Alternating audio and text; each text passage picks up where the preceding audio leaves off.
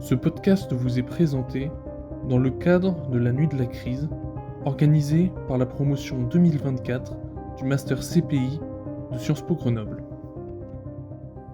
Bonjour à tous et bienvenue dans ce nouvel épisode de notre podcast sur la Nuit de la crise. Aujourd'hui, nous retrouvons Valentin Foran, en charge de la mission Culture du risque auprès du préfet de l'Isère.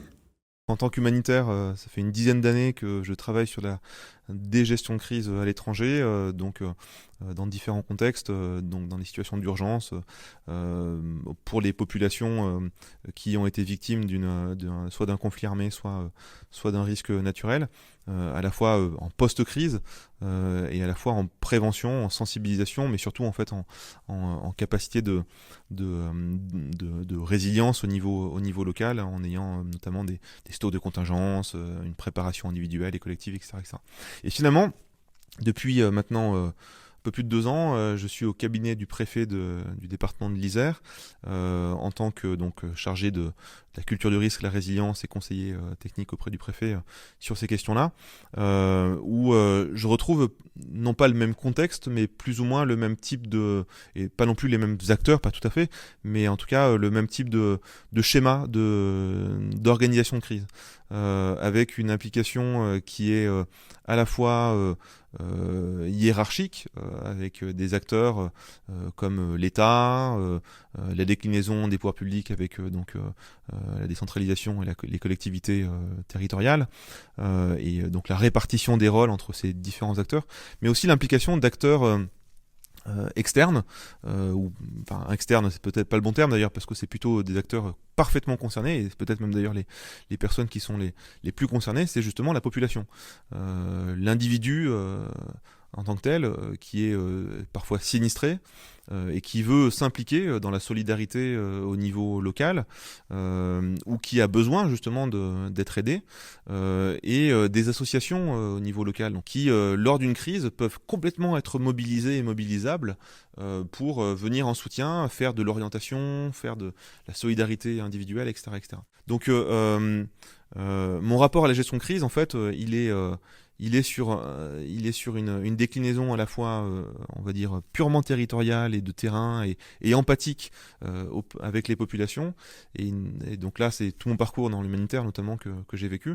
Et aussi un rapport plus institutionnel avec mon poste actuel au sein de la préfecture de l'Isère. Comment fait-on pour sensibiliser les élus et les citoyens au risque ?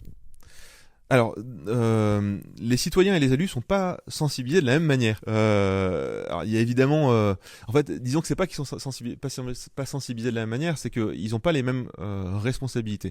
Alors, le code de la sécurité intérieure indique qu'effectivement tout citoyen doit concourir à sa sécurité et à celle de ses proches.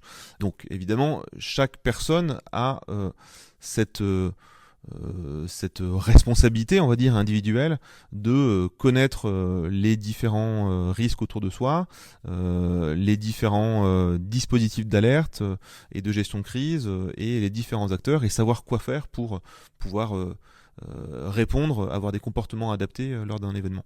Donc pour les sensibiliser, il faut déjà leur permettre d'avoir accès aux documents, d'avoir accès aux informations, savoir où trouver toutes ces informations-là. Donc il y a notamment georisque.gouv.fr, qui est l'outil officiel de l'État, qui permet de taper son adresse, de se localiser et de savoir quels sont les différents types de risques qui nous concernent sur notre lieu d'habitation, par exemple. Et puis c'est aussi avoir cette relation entre les communes et les citoyens, qu'ils aient le réflexe d'aller questionner, demander de l'information auprès de leurs représentants, notamment dans le DICRIM, le document d'information communale sur les risques majeurs, qui recense tous les risques à l'échelle communale, qui est disponible en mairie ou sur le site de la mairie. Et après, pour sensibiliser et former les élus, c'est un peu différent. Les élus et de manière générale, les agents techniques des collectivités. Parce que là, le maire et son adjoint, ont une responsabilité pénale. Ils s'engagent à devoir participer à la gestion de crise, dans la préparation, dans la gestion et dans le post-crise. Donc c'est un peu différent. Ils ont une nécessité d'être évidemment parfaitement connaisseurs de leur territoire, mais aussi d'avoir mis en place tout un dispositif de gestion de crise, avec une organisation entre les élus, un dispositif d'alerte, faire en sorte d'avoir pris en compte ces différents risques dans l'urbanisation de leur territoire, de connaître les acteurs aussi de la gestion de crise au niveau étatique, Météo France, la préfecture, etc., etc. Donc, comment fait-on pour les sensibiliser ? C'est déjà en leur rappelant leurs obligations pénales par rapport à ça, et en leur proposant à la fois des formations, à la fois des ateliers, et même, j'ai envie de dire, des exercices de crise pour se mettre en situation, parce que on apprend toujours mieux en situation réelle ou quasi réelle, de manière didactique, plutôt que lorsque on nous présente de manière beaucoup plus théorique les différents phénomènes et notre responsabilité par rapport à ça. Est-ce que la prévention est la clé d'une gestion de crise réussie ? En tout cas, c'est évidemment une part très importante de la gestion des risques. Il y a 7 piliers dans la gestion des risques, et la prévention en concentre plusieurs. Donc évidemment, quand on parle de prévention, c'est la sensibilisation, c'est la préparation en termes de planification opérationnelle dans sa collectivité, par exemple, dispositif Orsec, etc., etc., en lien avec la préfecture. C'est aussi ce dont je parlais tout à l'heure, l'urbanisation, donc être en capacité de pouvoir trancher dans son PLU, dans son plan local d'urbanisme, en disant bon ben là, ici, le risque est trop important, donc le lotissement s'arrêtera là. Parfois, c'est pas évident pour un élu local de prendre cette décision, mais voilà, là on est vraiment dans la prévention des risques. Et j'ai envie de dire, l'urbanisation, c'est peut-être la clé par rapport à ça, avant même d'avoir une gestion de crise. Et après, évidemment, si malheureusement la crise survient, le plus important, selon moi, c'est de se connaître. Déjà soi-même, bien évidemment, minimum, savoir quelles sont ses limites aussi, mais se connaître au niveau des acteurs, que chaque acteur ait vraiment une bonne connaissance des compétences des autres acteurs. Et donc pour ça, il faut s'entraîner. S'entraîner. C'est la clé en fait vraiment d'une gestion de crise selon moi. Quelle a été la crise la plus difficile que vous ayez eu à gérer et pouvez-vous nous expliquer quels aspects a rendu sa gestion difficile ?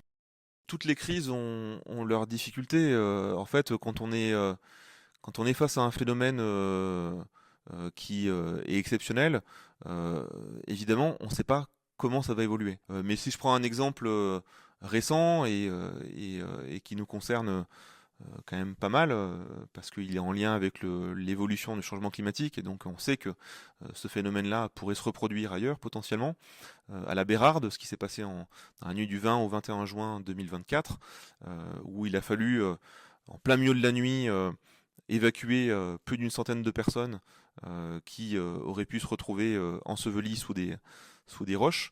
Dès 2 heures du matin, on s'est rendu compte du phénomène. Et donc cette crise est particulièrement représentative des phénomènes qu'on va être amené à devoir subir dans les prochaines années peut-être, parce que on ne sait pas exactement comment elle va évoluer.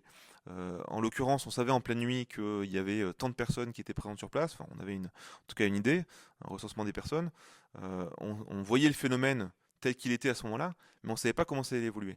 Il aurait très bien pu y avoir des glissements de terrain beaucoup plus importants, il aurait pu y avoir une montée des eaux encore plus conséquente parce que la météo était vraiment pas au beau fixe à ce moment-là.